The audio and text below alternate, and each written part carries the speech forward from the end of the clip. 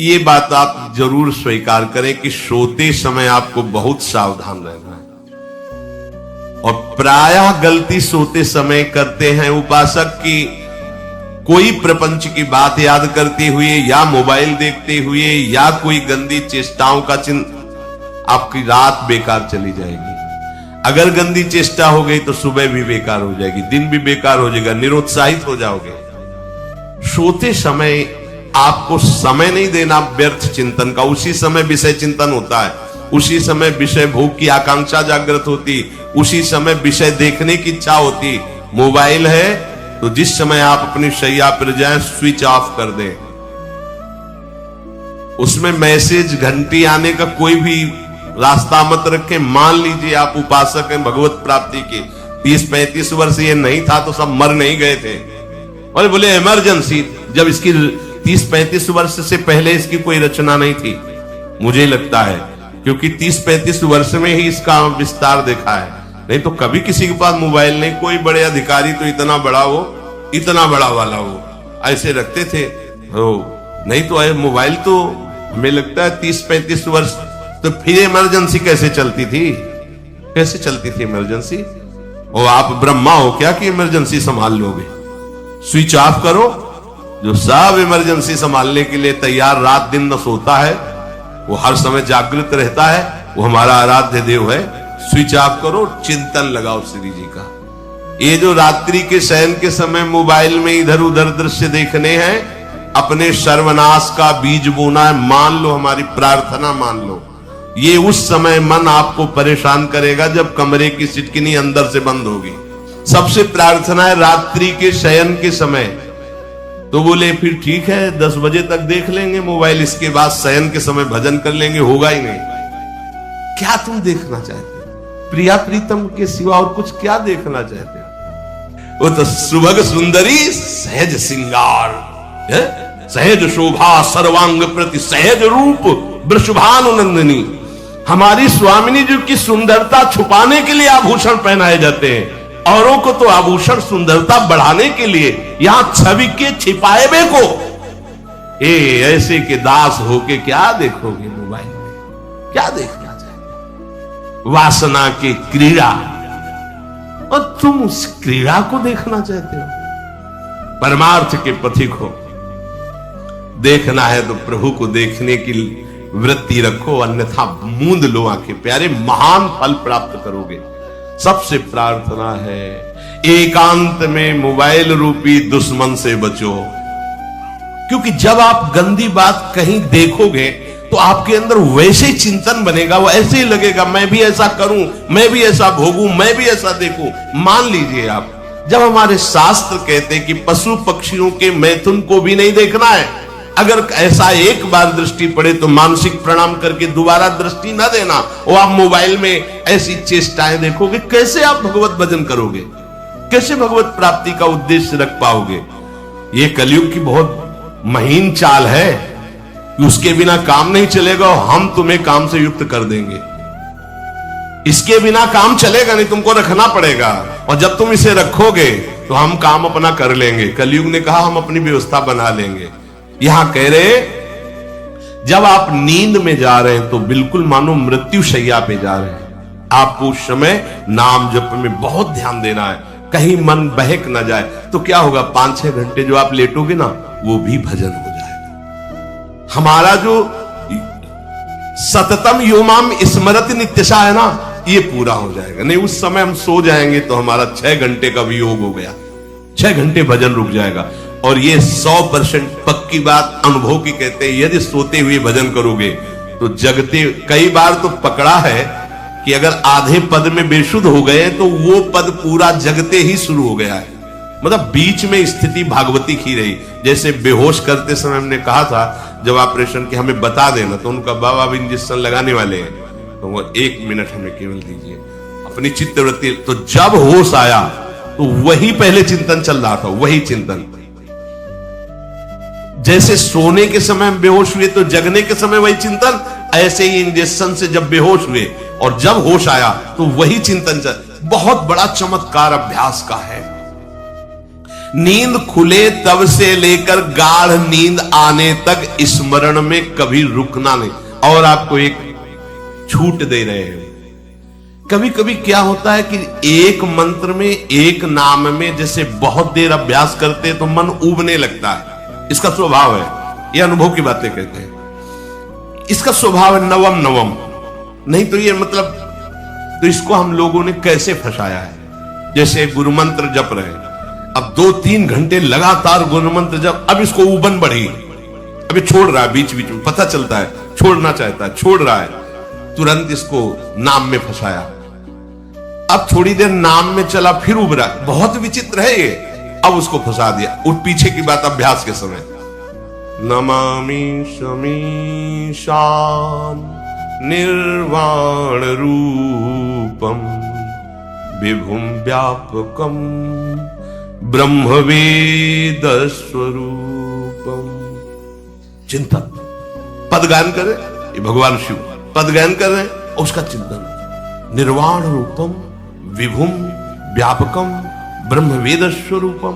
अब अपने यहां अवसर है, सुंदर सुंदर कोई पद गुरु मंत्र जब करते हुए मन जब उबने लगे, राधा वल्लभ श्री हरिवंश, राधा वल्लभ श्री हरिवंश, राधा वल्लभ श्री हरिवंश, इसमें भी उबने लगे, शुरू कर, जोई जोई प्यारो करे सोई मोही भावे, भावे मोही जोई, इसमें भी उबले लगे। सुधा निधि का कोई एक लाइन ले लो, ब्रह्मेश्वरादि सुदुरूह पदारविंद श्रीमत् पराग परमाद्भुत वैभव, ब्रह्मेश्वरादि सुदुरूह पद, छोड़ना नहीं है तू, भाग में नवम नवम दे रहा हूं, नवम। इसको फंसाने के लिए आपके पास अस्त्र हो, जैसे यहां चाकू, यहां पिस्तौल, तलवार, ये वो सब बिल्कुल वीर सजा रहता है, ऐसे ही अपने लोग सजे रहते। छोटा राधा, अब एकदम चिपक गया आके तो कैसे मारे, तो छोटी चाकू है ना वैसे।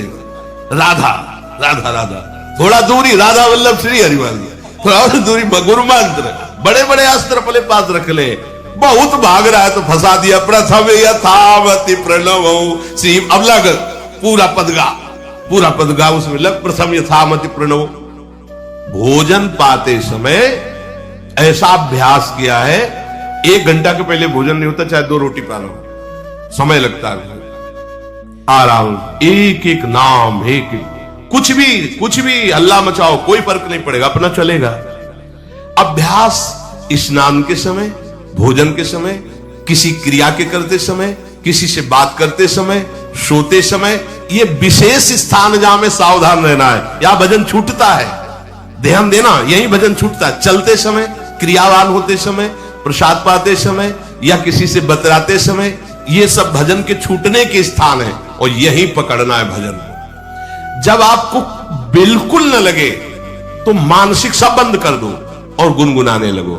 जो धुनी आपको अच्छी लगे उसी में नाम, कोई नाम लेके, पर संसार का चिंतन ना होने पावे, चाहे जो कुछ तुम चिंतन, जहां तुम्हारा मन आवे, गंगावरी गोदावरी कुछ भी, भागवती चिंतन के सिवा संसार के चिंतन न होने पाए। पहले ऐसे अनन्य बनो, फिर बाद में अनन्यता आती, रसना कटो जो अनरट। हाँ भी विषय चिंतन कर रहे हैं, प्रपंच कर रहे हैं, बोले रसना कटो जो अनरटो, और नहीं बोल सकते, प्रपंच बोलेंगे बस, रसना कटो, ये शब्द वहां नहीं आते। पहले हम आपको छूट देते, भक्त चरित्र, भगवान के चरित्र, नाम, कीर्तन, मंत्र, जो भी चाहो, संसार का चिंतन मत होने देना, पहले ये पकड़ो, फिर आगे चल करके जब पवित्र हृदय होगा तब ये निष्ठा आती। रसना कटो जो अन रटो, निरखियन फुटो नयन। मान लो संसार का चिंतन नहीं करने देना है इसको, आप जैसे बने वैसे करो भागवती चिंतन। कोई नाम ले लो, कोई मंत्र ले लो, तुम्हें जो प्रिय लगे, हम छूट देते हैं। ये हम नहीं करें कि रसना कटो जो अन रटो, ये बाद की बात है। हमें पहले इसका संसार चिंतन रोकना है। कैसे छूटेगा, कैसे छूटेगा, हमें यह पकड़ना है। नहीं तो निष्ठा की बात, जो हरि नाम जगत त्रिशिरोमणि वंश बिना कबहू, हरिवंश बोलेंगे नहीं, हरि बोलना नहीं है, हरि बोलना नहीं, क्योंकि जो हरिनाम जगत शिरोमणि वंश बिना, हरिवंश बोलना नहीं है, क्योंकि प्रपंच में रति। तो क्या करो, जो तुम्हें प्रिय लगे पहले उसे पकड़ो। ये हम अंदर की बात करें, प्रवचन की बात नहीं कह रहे। मन को फंसाना है हमें। राम कृष्ण हरि जहां लगे इसको लगा, पहले इसको फंसाओ, संसार का चिंतन न होने दे। गीता भागवत भक्त चरित्र कुछ भी कहीं भी इसे फंसाओ, पहले संसार का चिंतन न होने दो, फिर लाओ इसको घुमा के निकुंज वाटिका में। फिर तो भागेगा ही नहीं, फिर नहीं भागेगा। अब सीधे निकुंज वाटिका में किसी महाभाग्यशाली गुरु आश्रित का लगेगा, अन्यथा बहुत प्रपंची मन है। आप आश्रय इधर का लोगे, प्रपंच का चिंतन करोगे, बात बनेगी। चिंतन छोड़ना है हमें, जैसे बने तैसे संसार का चिंतन छूट जाए तो हम विजय को प्राप्त होंगे। ध्यान दीजिए, इस परमात्म तत्व को वही प्राप्त कर पाता है जिसका राग बीत गया है, खत्म हो गया है, वैराग्यवान। ज्यादा परिश्रम नहीं है वैराग्य में, विवेक नहीं होने के कारण हम वैराग्य नहीं धारण कर पाते। हम बाहरी बातों को वैराग्य ले लेते हैं, ऐसा कपड़ा बदल लेना या कपड़ा ना पहनना या लौकी का कमंडल, मिट्टी का पात्र, तो हम अपने को वैरागी। बात यहां नहीं रुकेगी। वैराग्य का इतना ही मतलब, ये भी एक बाह्य अंग है वैराग्य का, पर वैराग्य का सच्चा स्वरूप है वीतरागा। कहीं कुछ भी अच्छा नहीं लग रहा, कोई भी सुख आकर्षित नहीं कर रहा, लोक लोकांतर की प्रतिष्ठा, मान, सुख, ऐश्वर्य, व्यक्ति कुछ अच्छा नहीं, राग खत्म हो गया। ऐसा उस अक्षर ब्रह्म को, अविनाशी तत्व को जान पाता है। जगते भयो फिरे बैरागी, जैसी हरिवंश प्रपंच बंच सब ये काल ब्याल को खायो।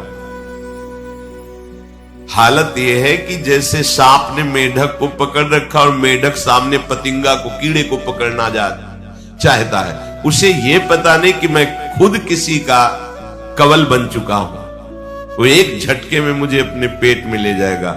ऐसे ही हम सब हैं, काल के द्वारा ग्रसित है। काल ने हमें पकड़ रखा है, पर हम भोग भोगना चाहते हैं। हम नाना प्रकार की मान प्रतिष्ठा पाना चाहिए, ये पता नहीं एक झटके में हमारा अस्तित्व ही खत्म हो जाएगा।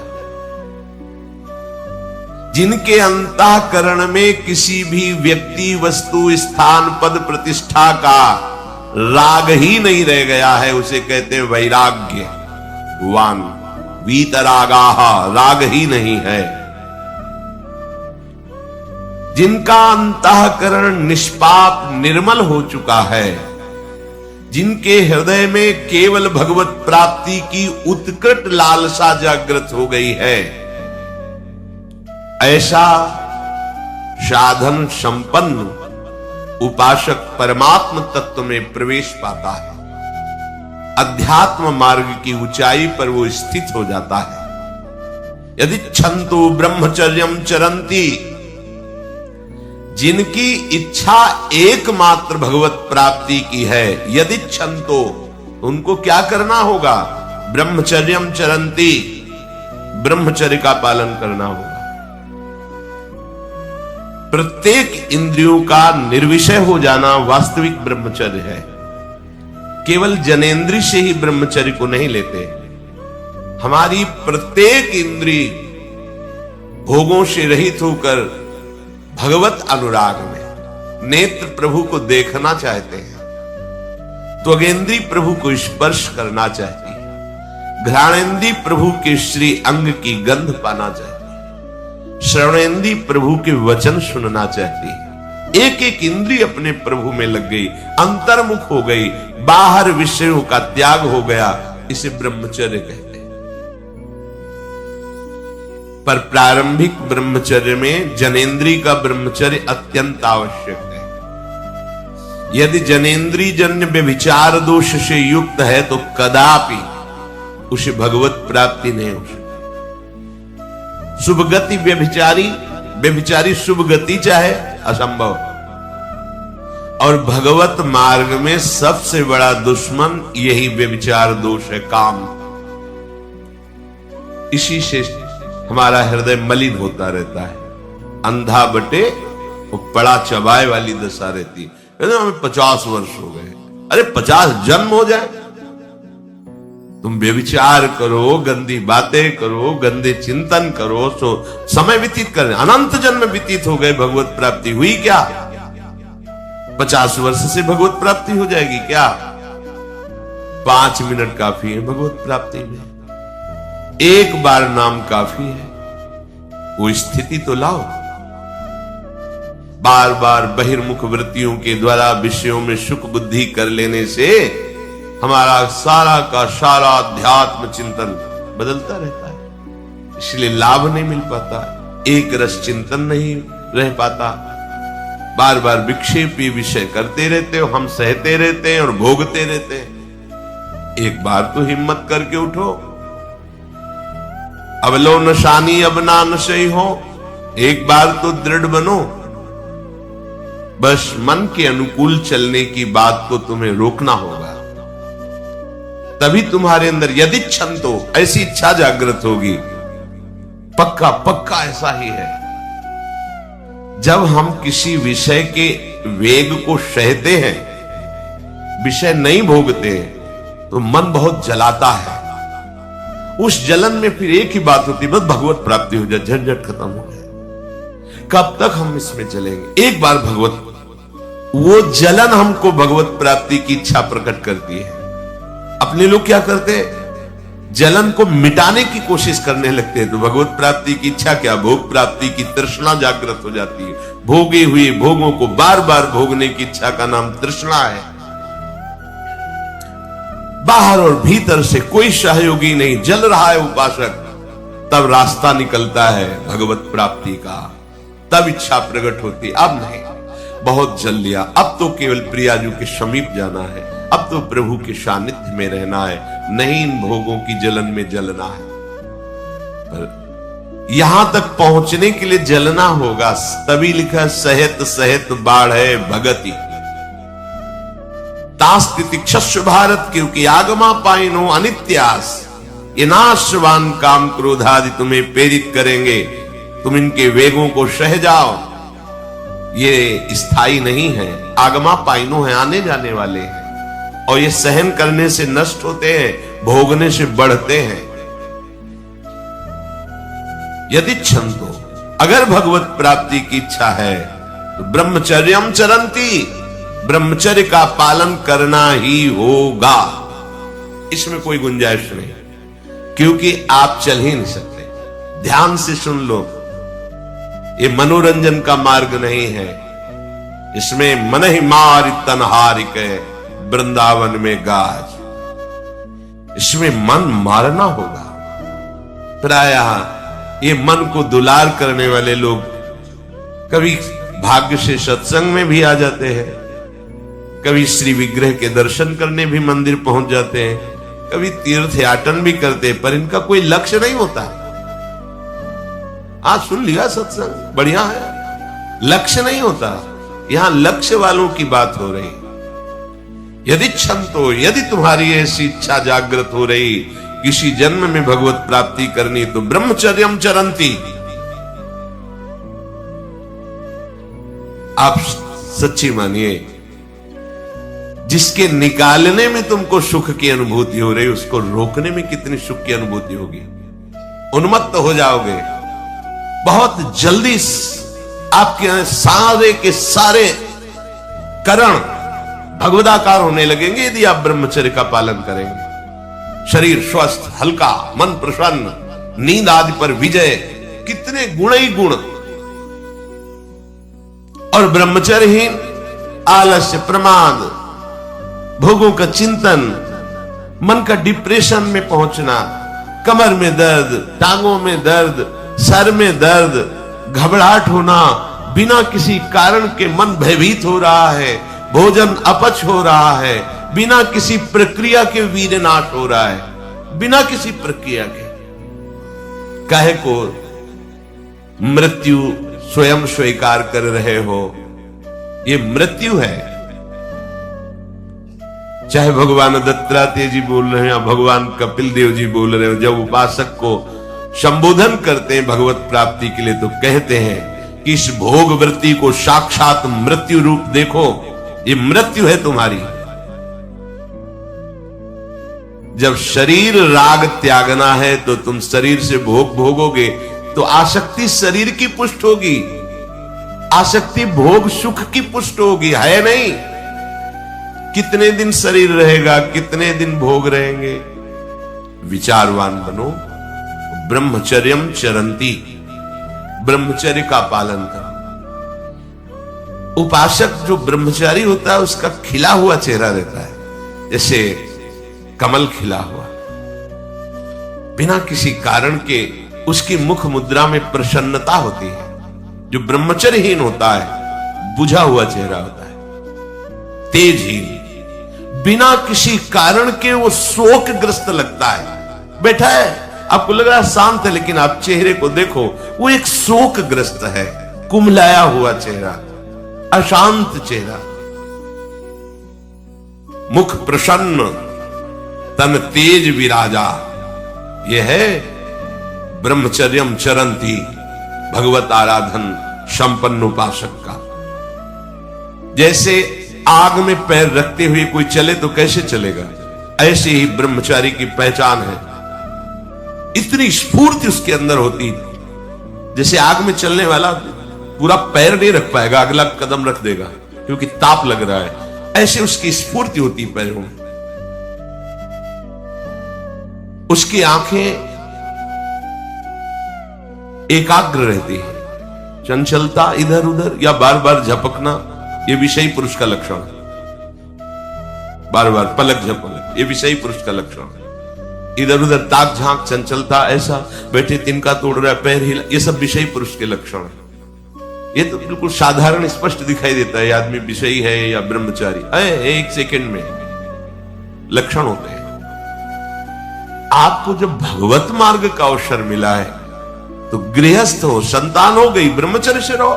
नहीं चाहिए संतान तो भ्रूण हत्या, गर्भ हत्या जैसे महापाप करने की क्या जरूरत है। उसी वीर से संतान उत्पन्न होती है जिसको आप नष्ट कर रहे हो, जिसको आप ऐसे पानी में बहा रहे हो, व्यर्थ फेंक रहे हो, तो उसको भ्रूण हत्या का पाप लग रहा है, तो तुमको पुण्य लग रहा है, वीरपात कर रहे हो तुम्हें भी वही हत्या लग रही है, क्योंकि उसमें वही जीवात्मा है जो मां के गर्भ में जाके बालक रूप धारण कर लेती है, उसको तुम नष्ट कर रहे हो।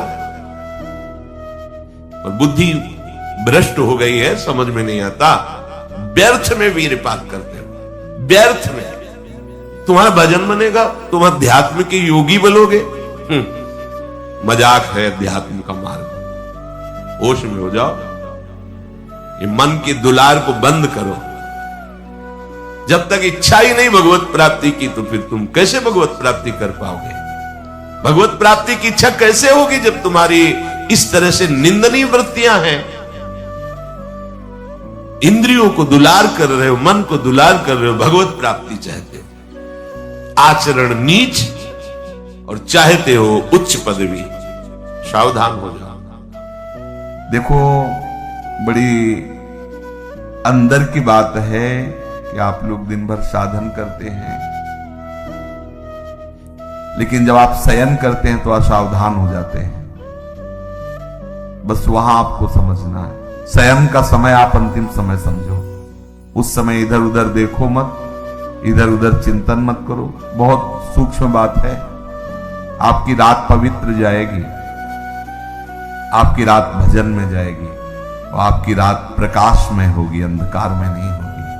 और ये गुरु कृपा से प्रारंभ में ही बात डाल दी गई थी कि सोने के समय जरूर बैठना है, शयन करने के पहले हमें बैठना है। कुछ बातें डिलीट करनी है, कुछ बातें पुनः स्थापित करनी है। बैठकर हमें अपनी दिनचर्या पर दृष्टि डालनी है। आज गलती क्या हुई, ये प्रारंभ में ही गुरुदेव भगवान संन्यास मार्ग में जिन्होंने हमें नैष्ठिक ब्रह्मचर्य का उपदेश किया था, उन्होंने ये बात डाल दी थी कि आपकी दिनचर्या कैसी हुई आपको रोज जांचना है। उनमें से जो गलती हुई वो अपने दिमाग में बैठाना है। जो बातें आपके साधन के विरुद्ध है उनको नष्ट करना है।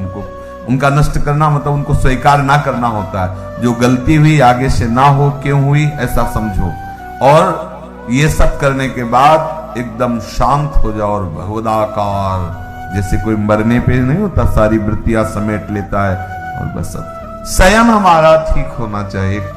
अपने लोगों से कुछ गलतियां हो रही, देखो कोई भी सत्संग में बात होती है तो कहीं ना कहीं से तरंग आ रही है, वो हमें जरूरत है उस बात की, तो उसको संभालना चाहिए। अगर आप एकाग्रता पूर्वक सत्संग सुनेंगे तो आपको कभी प्रश्न नहीं करना पड़ेगा। आज अगर प्रश्न उठ रहा हो तो सुनते रहना, 1-2 दिन में उत्तर आ जाएगा आपके पास। वो तरंग आएगी, वो आपसे वही प्रसंग हटके आ जाएगा, एकदम प्रसंग से हटकर वो बात आ जाएगी।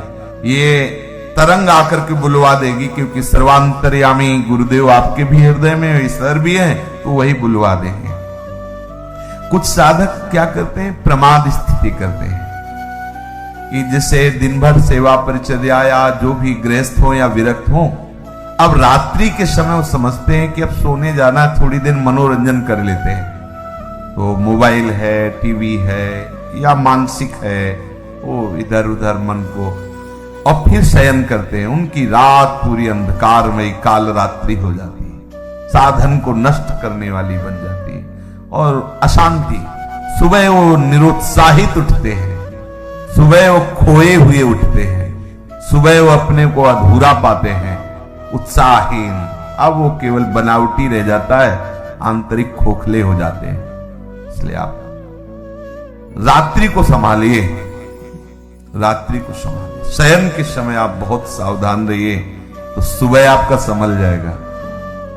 सुबह संभल गया तो पूरा दिन संभला रहेगा, रात्रि संभल गई तो पूरा जीवन संभला रहेगा। बहुत ही एकांतिक वार्ता है। आप शयन के समय कभी मोबाइल मत चलाइए, क्योंकि मोबाइल एक ऐसी वस्तु है जो पूरे विश्व ब्रह्मांड को अपने में समाये हुए है। वो गूगल क्या कहते हैं, जो भी सर्च करो सब उपस्थित कर देता है। बलिहारी ऐसी सिद्धि तो महात्माओं में भी कभी कभी नहीं होती थी, जैसी सिद्धि मोबाइल में है। नहीं, सर्च करो, हर विषय लो। महात्मा भी है तो एक सब विषय का थोड़ी वो सिद्ध होता है, वो तो भगवत विषय का सिद्ध होता है। और जो मोबाइल है वो हर विषय का सिद्ध है। आप किधर भी सर्च, बोले राधा कृपा तो वो राधा कृपा कटाक्ष शुरू कर देगा, और वहां से सत्संग तो राधा केली कुंज से सत्संग शुरू कर देगा। और कुछ भी तो और कुछ भी शुरू कर, जो चाहो। हाँ, हरि कृपा कछ दुर्लभ नहीं तो मोबाइल कृपा कछ दुर्लभ नहीं, जो चाहो सब। अब साधक तो वैसे ही, जो साधक का मन है वैसे ही मतलब तूफान समझो। अब उसको एकांत मिलाओ, शयन, दरवाजा बंद, बोले अब तो भजन करते हुए डूबना है, वो डूब गए। मोबाइल बहुत बड़ा सहयोगी भी है।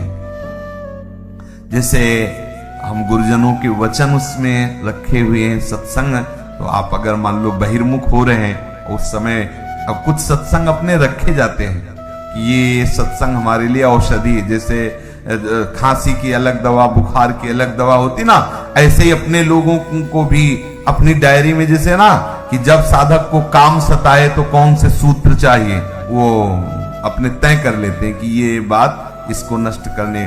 जब साधक को क्रोध सताए तो कौन कौन से सूत्र, जब हमारे अंदर ऐसी, तो वो सब, तो वो चीजें एक अलग होती हैं। तो मोबाइल मानो एक नई डायरी, उसमें आप अपना चयन कर सकते हैं कि 4 सत्संग शरणागति के हैं, 4 सत्संग वैराग्य के हैं, 4 सत्संग अनुराग के हैं। जब हमारा मन जहां विचलित हुआ तो ये हम सुन सकते हैं। अगर हम कुमार्गगामी प्रयोग करें तो बहुत बड़ा हमारे लिए हानिकारक है, और अगर सन्मार्ग में साधक के लिए वास्तुतः नहीं जरूरत है। अगर सही पूछो तो भगवत कृपा से नहीं जरूरत है। अब लौकिक ये सब व्यवहार की तो बात अलग ही है, तो क्या जरूरत नहीं है। गुरु कृपा से अभी तक प्रयोग में नहीं आया, अभी तक पास नहीं है।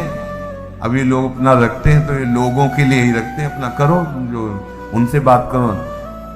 अपने पास नाम रूपी मोबाइल है, उसको सर्च करो, जिसकी जानना चाहो जान सकते हो, जो जानना चाहो जान सकते हो। आप देखो ना, इसमें बहुत बड़ी सामर्थ्य है। जो अरे निकुंज का लाइव मोबाइल दिखा सकता है? नहीं दिखा सकता। सर्च करो, इस समय राधा प्यारी कैसे मुस्कुरा रही, भला दिखा दे।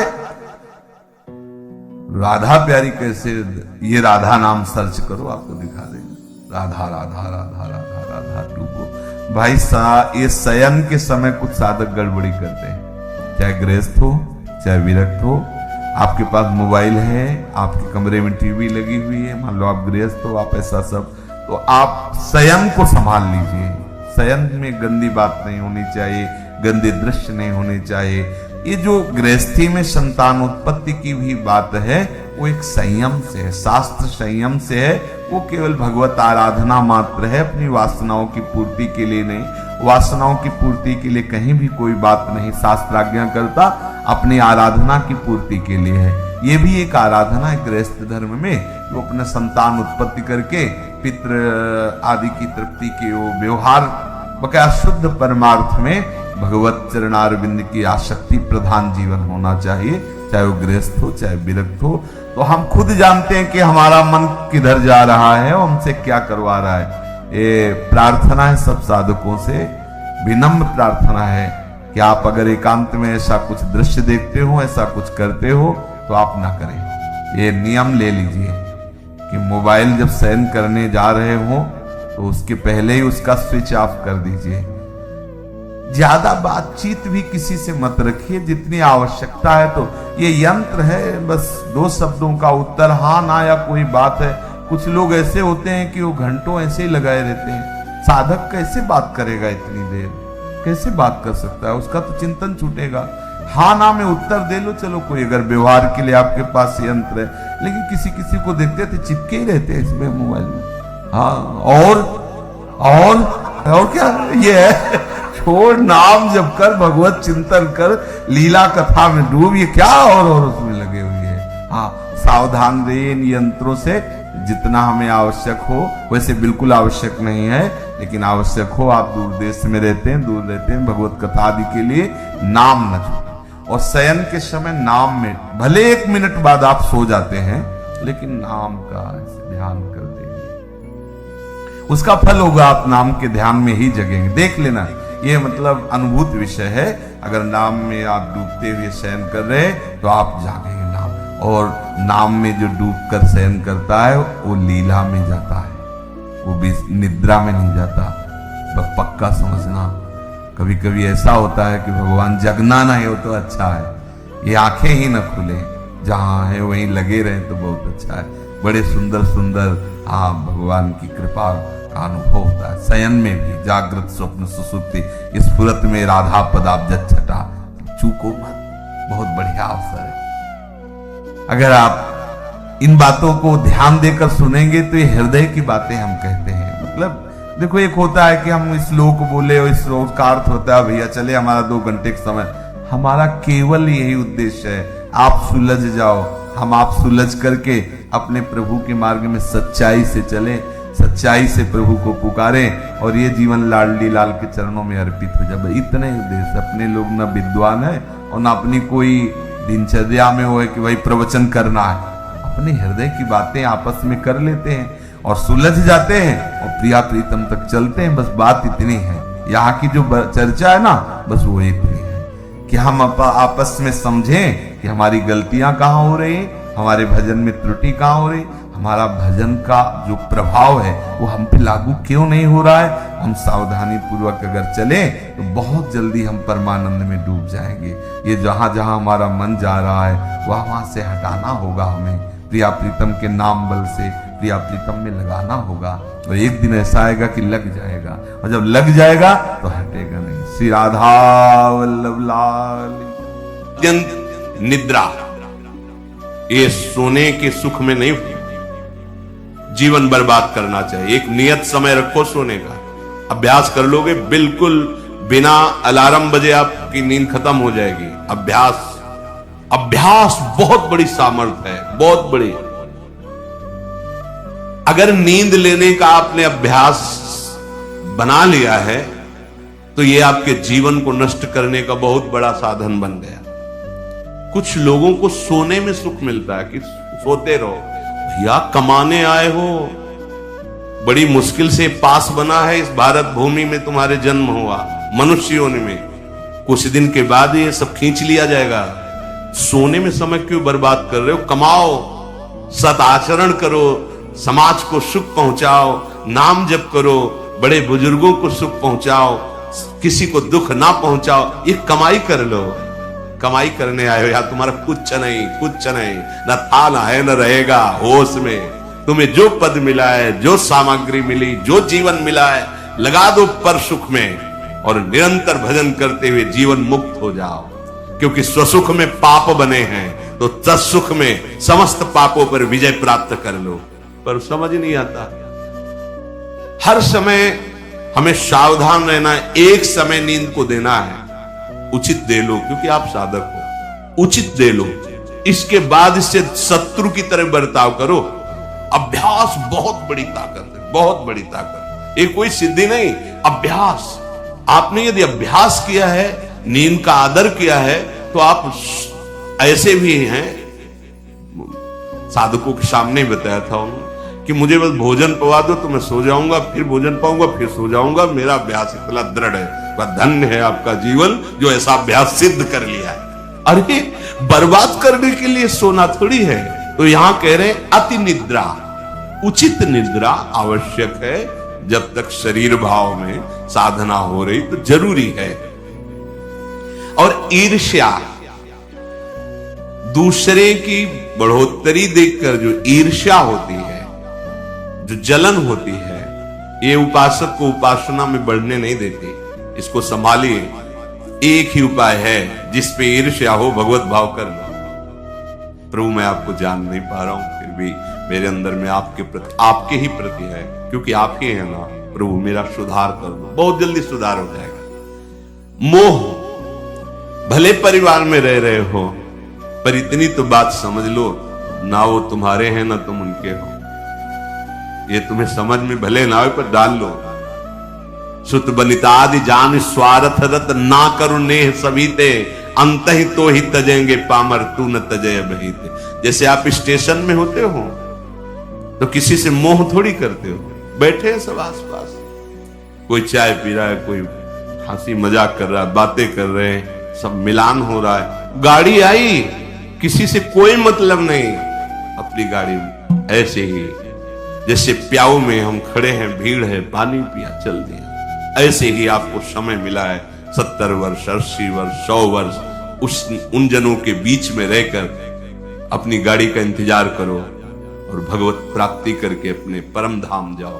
पर अगर नहीं समझ पाए तो ये माया ऐसा लगती, मेरा पुत्र, मेरी पत्नी, मेरा परिवार, मैं, पूरा समय चला जाता है। फिर जिनको तुमने मैं करके अब वो अंतिम समय दिखाई देता है, कोई अपना नहीं, कोई अपना। अभी मतलब आप तो अपने ही घेरे में हैं, जैसे अपने लोग भ्रमण किए तो देखा है।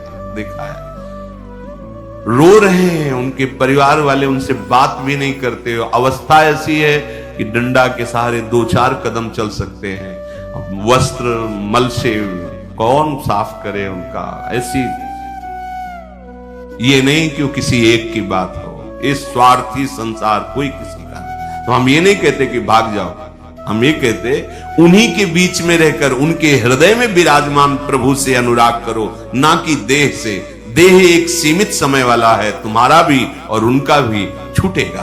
भगवत भाव करके खूब प्रेम करो, खूब सेवा सबकी करो।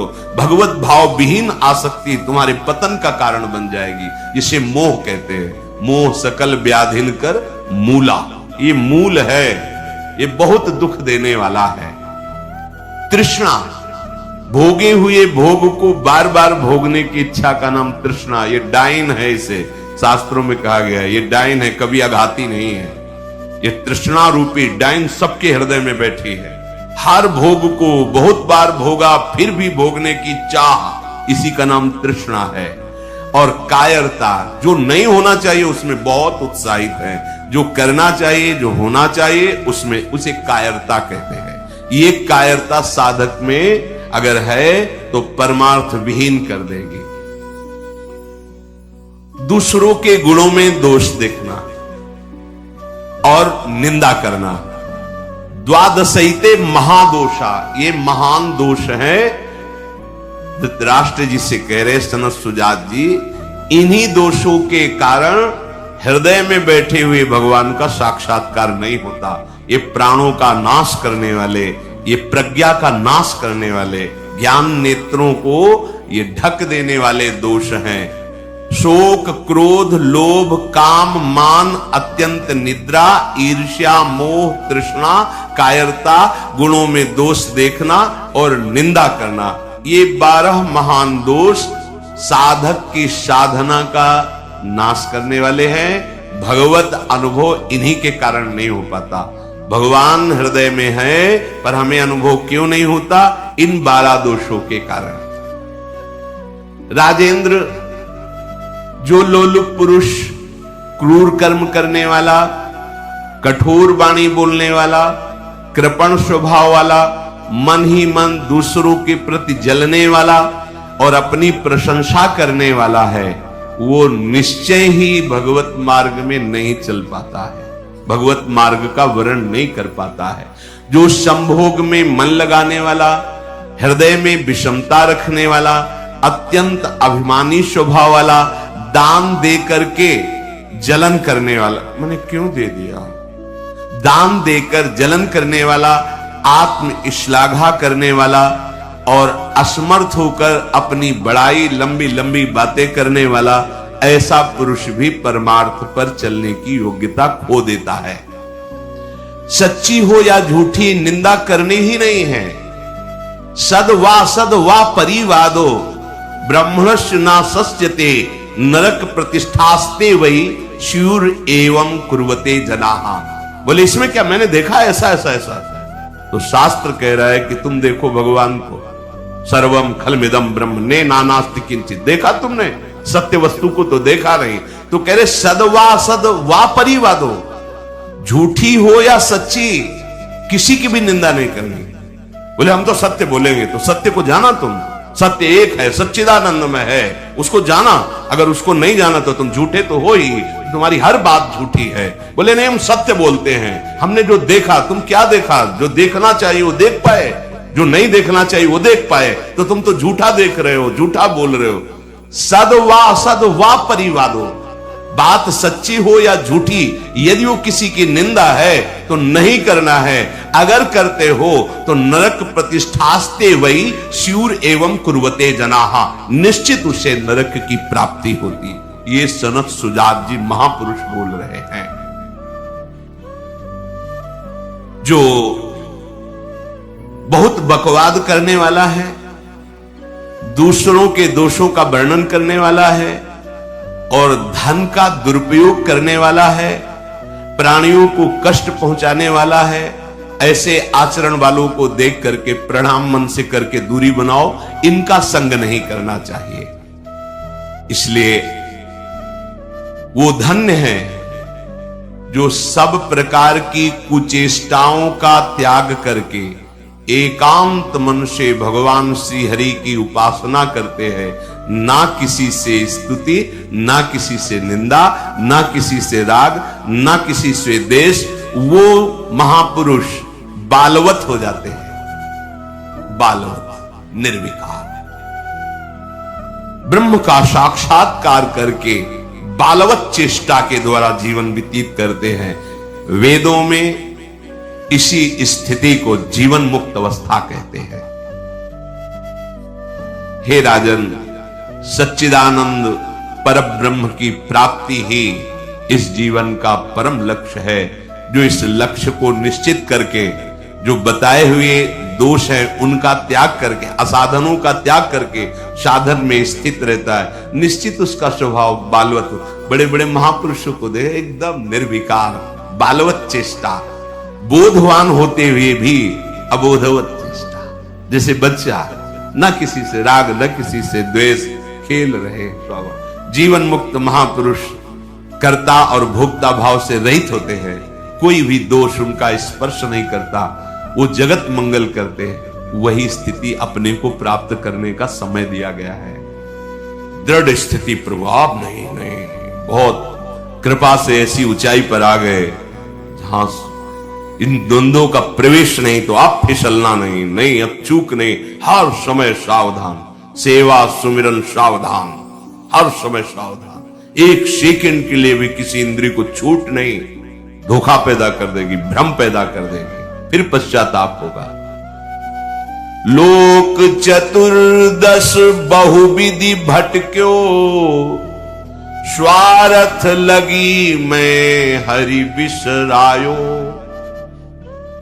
14 भुवनों में स्मृति जागृत है, जो भगवत साक्षात्कार करने की स्थिति है, उसमें ऐसी स्मृति जैसा आप देखें, जैसे काकभूषण जी कहें मुझे सब कल्पों का याद है।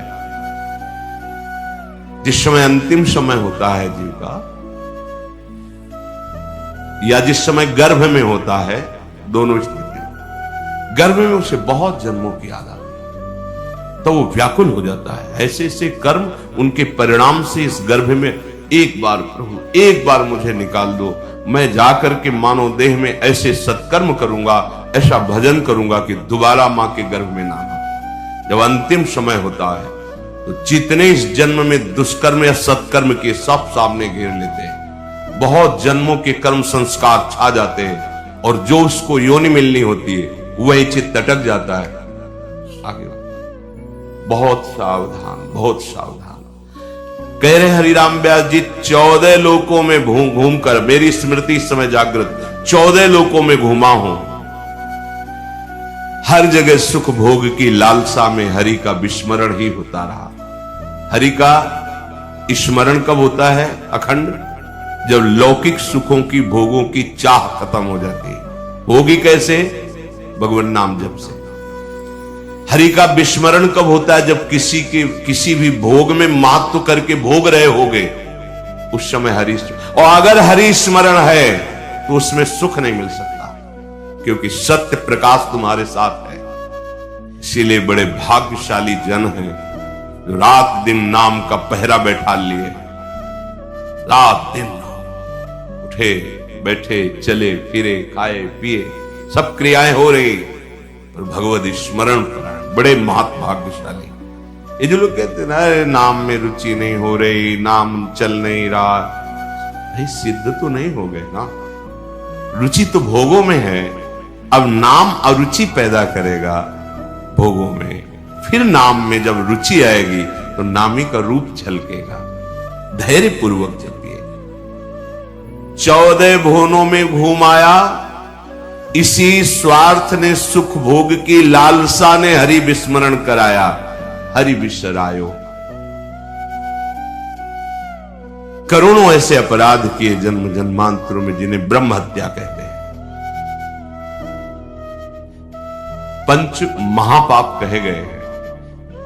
कैसी बुद्धि मलिन हो गई है कि इन पंच महापापों को हम मनोरंजन समझते हैं, सुख का साधन समझते हैं।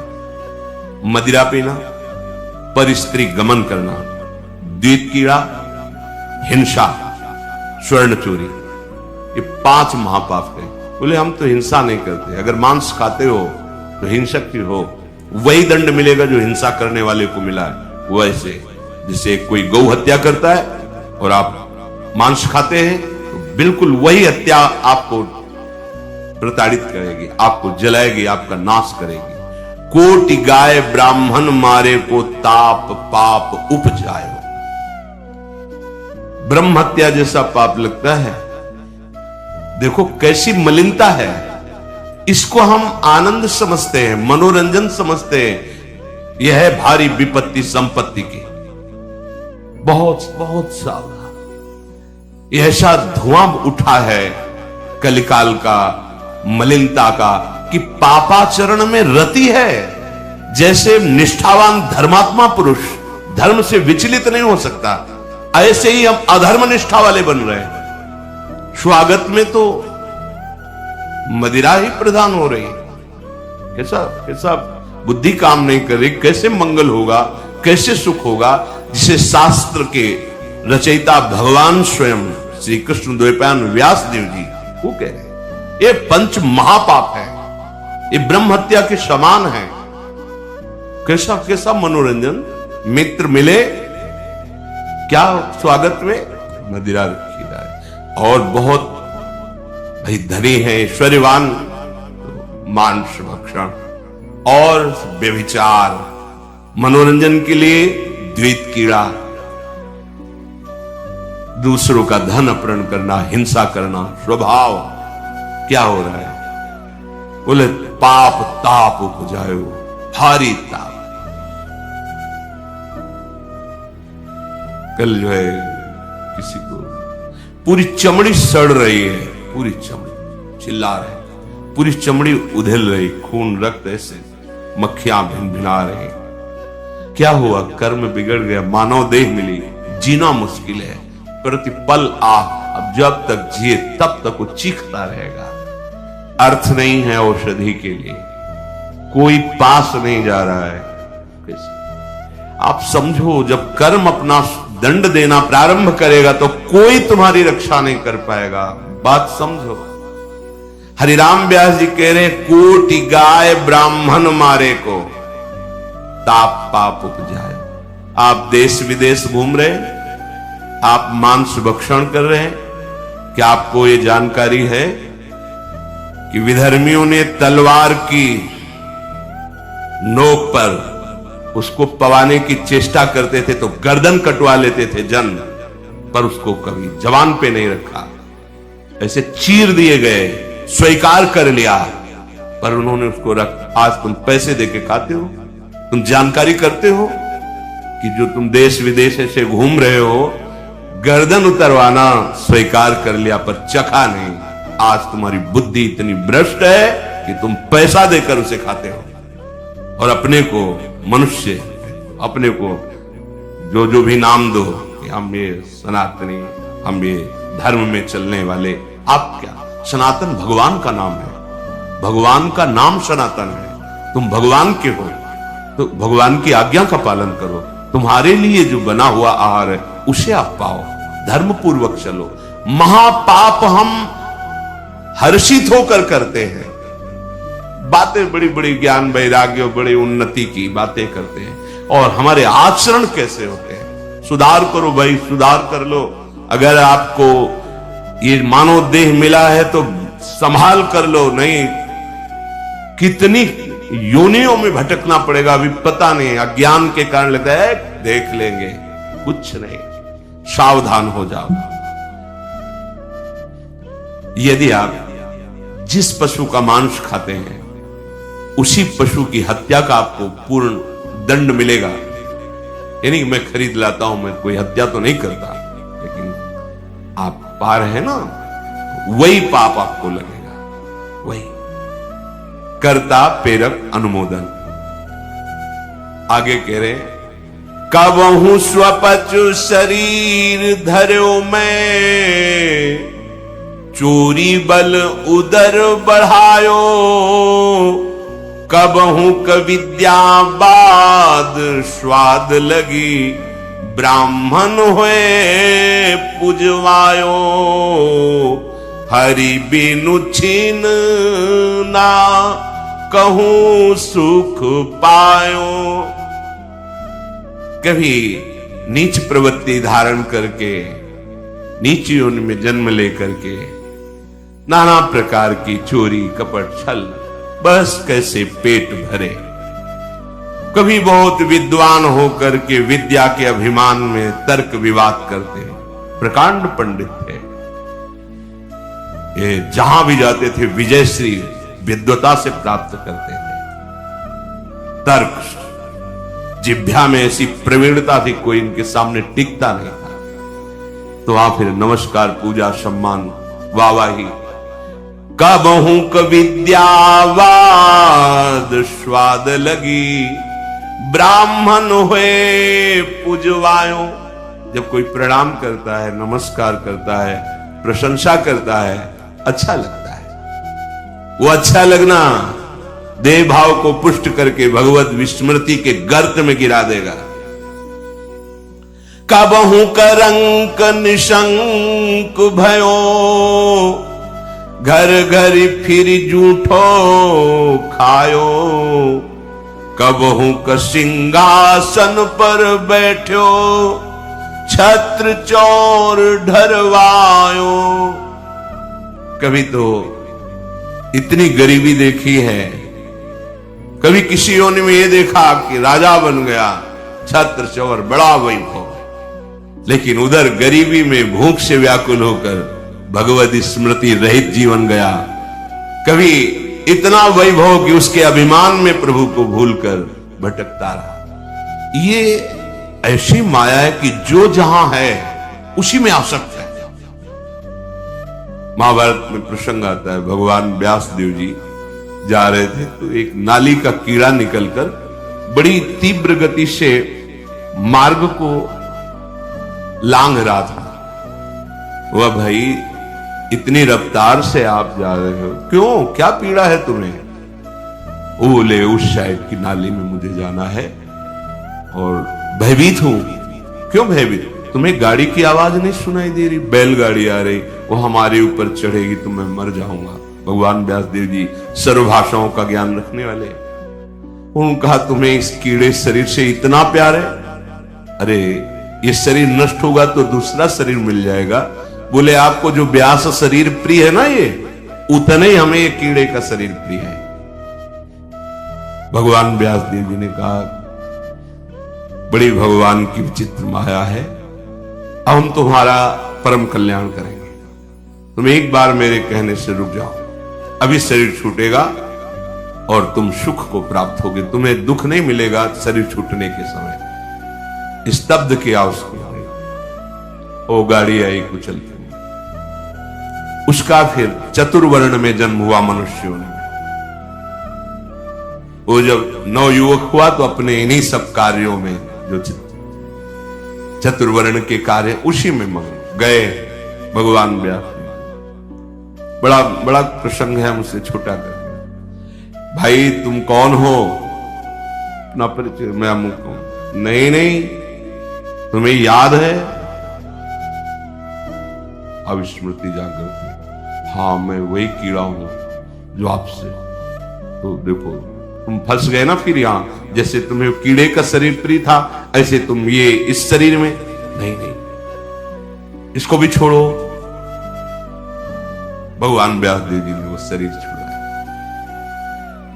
क्रम से वो प्रथम वर्ण में जब ऐसे राजा बना, तृतीय वर्ण ओ चवर डुलाए। तुम्हें याद है हर वर्ण में उसका जन्म हुआ क्रम से? तुम्हें याद है? हाँ मैं चक्रवर्ती राजा हूं, मेरा है वैभव, मुझे स्मृति। नहीं नहीं, तब पूर्व हाँ मैं नाली कीड़ा था, मैं ये समझो।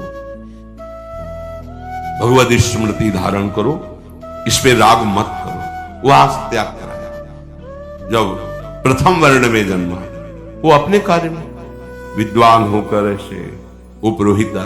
फिर भगवान व्यास जी, तुम्हें याद है? शास्त्र याद है? ये सब नहीं, पूर्व स्मृति याद है? पूरी याद कर। हाँ अब एकांत वन सेवन कर और मैं जो ब्रह्म विद्या का उपदेश कर रहा हूं उसको धारण कर तो परम पद को प्राप्त हो। उसमें दिखाया कि जिस शरीर में जीव जाता है उसी को ऐसा मानता है ये मेरा है, और मानो पहली बार मैं इस सृष्टि में आया हूं, सब भूल जाता है और जो उसके सामने परिवार भोग उसी में आसक्त होकर उसी का चिंतन करके, ये बहुत काल से चल रहा है।